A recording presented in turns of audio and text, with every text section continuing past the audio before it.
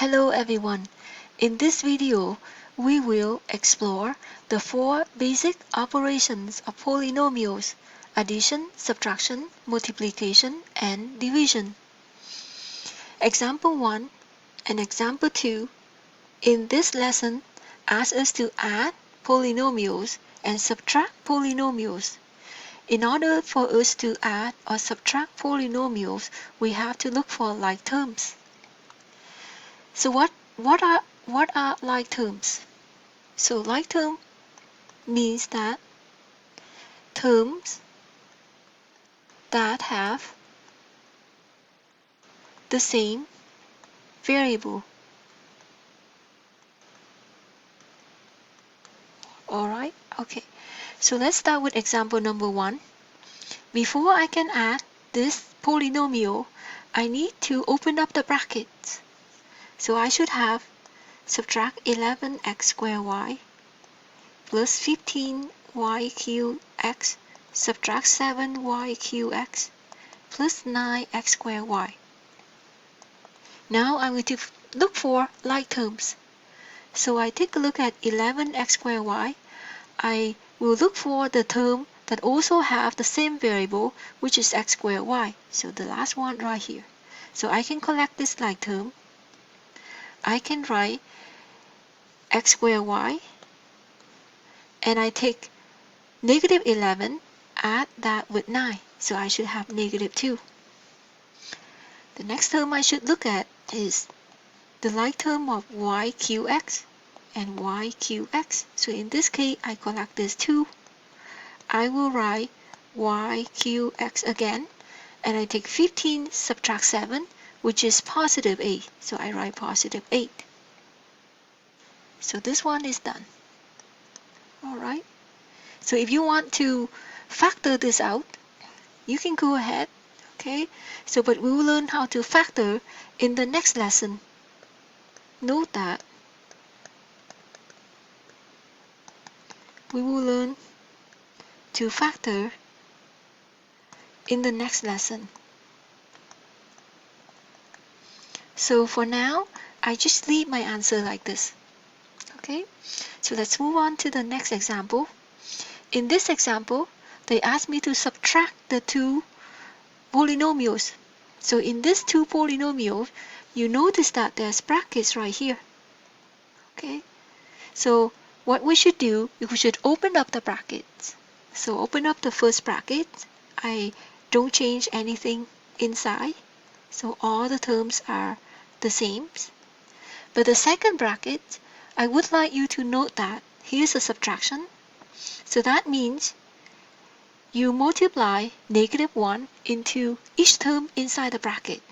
So multiply by negative 1, I should have positive 8x, positive 7xy, subtract 9x squared. So now I'm going to look for the like term so that I can collect all the like terms. So the first one is negative 18x. I will look for the term that also have x, which is 8. So in this case, I write x, and then I take negative 18, add that with a, so I should have negative 10.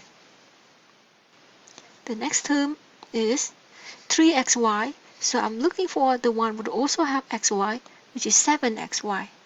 So I will write xy again, and I will take 3 plus 7, I should have positive 10.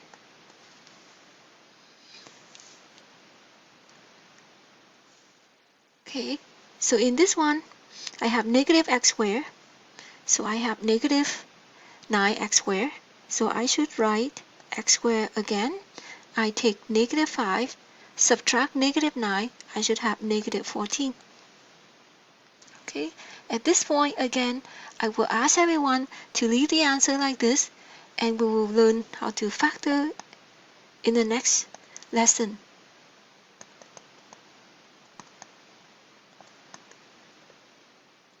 Okay, so let's move on to the next example. So the next example asking me to multiply the two binomials. So before we learn how to multiply the two binomials, we should review that if we have two powers multiply with each other, and these two powers have the same base. And what you do is you rewrite the same base, but you must add the two exponents. Okay, so let's work with this. I would use the term called expand. Okay, so expand means that I will take this, multiply by that.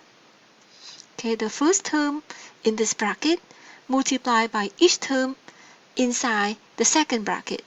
So I will write 7x squared, let's do step by step, times 3x squared plus 7x squared times 5xy. Okay, so the next term I write is I take negative 2xy and I multiply with each term in the next bracket. So I should have negative 2xy. I multiply that with 3x squared, and then I will have negative 2xy, and I multiply that with 5xy. Okay, so let's apply the concept of exponent. So in this two term, I should take 7 times 3, which is 21. Okay, and then I should have x squared times x squared. So you have the same base as x. That means you add the two exponents. So 2 plus 2 is 4. So I write 21 x to the exponent 4. So the next one is you are taking 7 times 5. Okay, so I should have plus 35. And I should take x squared times x. That means x squared times x to the exponent 1. So I write x, and 2 plus 1 is equal to 3. And rewrite the y. So the next term I should have is 2 times 3 is 6. X times x squared is x to the exponent 3. Then just y. Okay, the next term is 2 times 5 is negative 10. X times x is x squared. And y times y is y squared. So 10x squared, y squared. So let's look for the term that we can collect. So that means we can collect like term. Okay, so let's see what we have here. So right here I have x cubed y. Here I also have x cubed y. These are the two like terms. So I can collect these two like terms. So 21x to the 4, I write x cubed y as the same variables. 35 subtract 6, I should have 29. And then I subtract that with 10x squared y squared. Okay, then I'm done. Okay, so example number 4. Example number 4 asks me to square the binomials. To square this binomial, I should go back and review the basic definition of exponent. So if you raise this binomial to the exponent 2, what you do is you have to multiply this base twice. You have to multiply the base by itself 2 times. Okay, so again, I will have to expand the brackets, and I should expand this as well. So 3x, just write step by step, 3x times 3x plus 3x times negative 5y minus 5y multiply 3x minus 5y times negative 5y. Okay, so let's see what we have. In this case, I should have 9x squared minus 15xy, again, minus 15 y times x, but I can write x times y, and plus 25 y squared, because y times x is the same thing as x times y. So now I'm going to look for the like term so I can collect them. So right here, I should have this 2 term as like term. So I should have 9x squared subtract 30xy plus 25y squared as the final answer.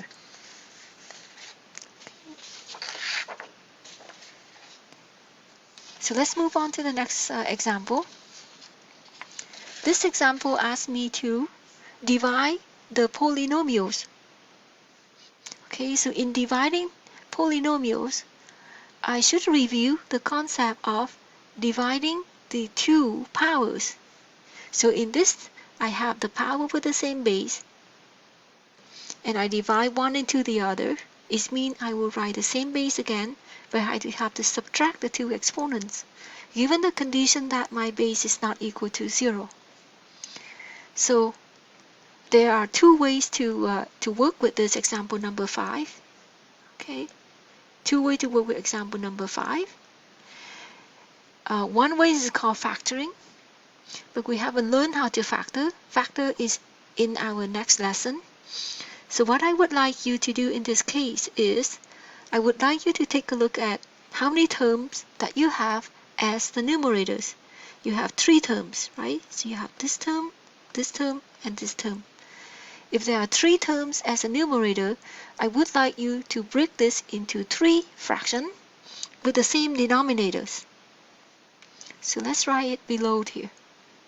Okay, so you should have minus 7x squared here, alright, and minus 7x squared here, and you should have minus 7x squared here. So I break this into negative 28 times x to the exponent 6, 49 times x to the exponent 4, 14 times x to the exponent 3. So basically, what I am doing is I apply this rule. Okay? So now, what you can do is 28 cancel with negative 7, or 28 divided by 7, you should have the answer as 4. Okay? Positive 4. So let's write positive 4. So 4, you have x to the exponent 6. So let's write it down here. X to the exponent 6 divided by x to the exponent 2. You write x again, you take 6 minus 2, so you have x to the 4 as the answer. Okay, so here I should have x to the exponent 4. The next term, be careful. Here you have a plus, and here you have a minus. But then 49, okay, divided by negative 7 should give you negative 7. So you can go ahead and write negative 7. And the next step is to collect these two terms. Okay, x to the exponent 4 divided by x squared. I write x, and I take 4 subtract the 2, so I should have x squared as the answer. The next step is to note that you have a negative and a negative. Okay, so basically you are taking negative 14 divided by negative 7, so you should have positive 2. Okay, so I just want everyone to note this on the side. So you should have positive 2 in this case. And then you have x to the exponent 3 divided by x squared. So x to the 3 minus the 2. So x to the exponent 1. In this case, I just write x. Okay, so 4 times x to the exponent 4, subtract 7x squared plus 2x as the final answer.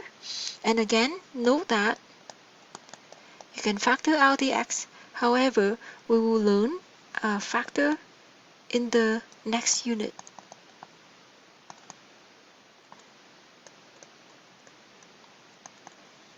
Alright.